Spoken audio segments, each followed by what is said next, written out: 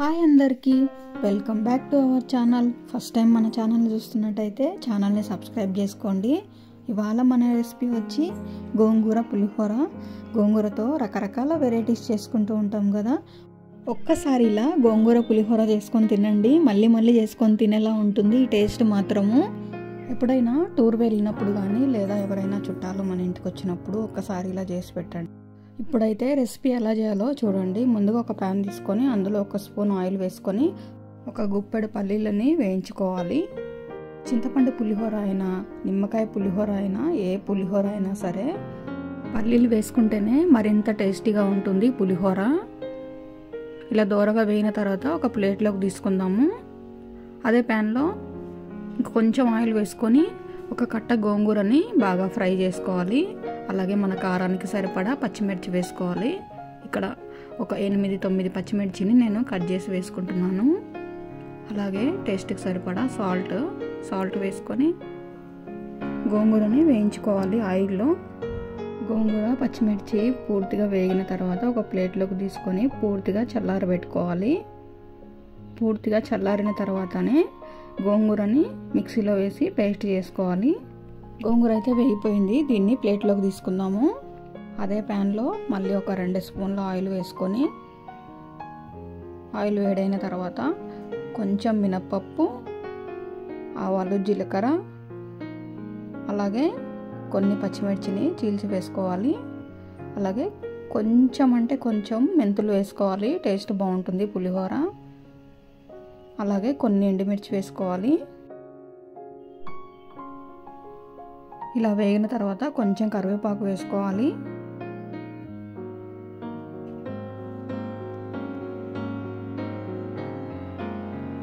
కరివేపాకు వేసుకున్న తర్వాత ఒక 1/2 స్పూను పసుపు వేసుకుంటున్నాను. మనం తీసుకున్న గోంగూర పులుపు ఎక్కువగా ఉంటే చింతపండు వేసుకోక్కర్లేదు. నేను తీసుకున్నటువంటి గోంగూర పులుపు తక్కువగా ఉంది, అందుకని నేను కొంచెం చింతపండు గుజ్జు వేసుకుంటున్నాను. ఇదే పోపులో చింతపండు గుజ్జు వేసుకొని పచ్చివాసన పోయేంత వరకు వేయించుకోవాలి. ఇప్పుడు వస్తున్నటువంటి గోంగూర పులుపు తక్కువగానే ఉంటుందండి, అందుకని మనం ఖచ్చితంగా చింతపండు వేసుకోవాల్సిందే. అన్నీ ఇలా కొంచెం వేగిన తర్వాత ఒక చిటికెడు ఇంగువ వేసుకుంటున్నాను. ఇంగువ వేసుకుంటే పులిహోర ఫ్లేవర్ అనేది చాలా బాగుంటుంది. అంతే అండి, పులిహోరలోకి పోపు అయితే రెడీ అయింది, పక్కన పెట్టేసుకుందాము. ఇప్పుడు మనం వేయించుకున్నటువంటి గోంగూర ఉంది కదా, గోంగూర పూర్తిగా చల్లగా అయింది. మిక్సీ జార్లో తీసుకొని మెత్తడి పేస్ట్ లాగా చేసుకోవాలి. నేను ఇక్కడ ఒక గ్లాస్ రైస్ అయితే తీసుకున్నాను. రైస్ని పొడి పొడిగా చేసుకొని మనం పేస్ట్ చేసుకున్నటువంటి గోంగూర రైస్లో వేసేసుకుంటున్నాను. ఇలా మంచిగా గోంగూర పేస్టు మొత్తం కలిసే విధంగా కలుపుకోవాలి. ఇలా రైస్ మొత్తానికి గోంగూర పేస్ట్ని పట్టించాలి. ఇలా మంచిగా కలుపుకున్న తర్వాత పోపును వేసుకున్నాము.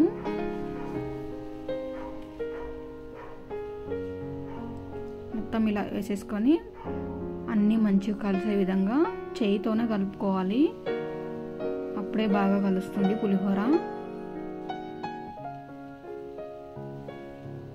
అలాగే వేయించుకున్నటువంటి పల్లీలు ఉన్నాయి కదా, పల్లీలను కూడా వేసేసుకొని అన్నీ మంచిగా కలిసే విధంగా పులిహోరని కలుపుకోవాలి. ఇలా కలుపుకునేటప్పుడు ఉప్పు సరిపోయిందో లేదో ఒకసారి చెక్ చేసుకోవాలి. సరిపోకుంటే కొంచెం ఉప్పు వేసుకుంటే సరిపోతుంది.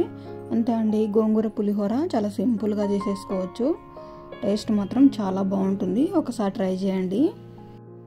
అలాగే మన ఛానల్ని ఫస్ట్ టైం చూస్తున్నట్టయితే ఛానల్ని సబ్స్క్రైబ్ చేసుకోండి.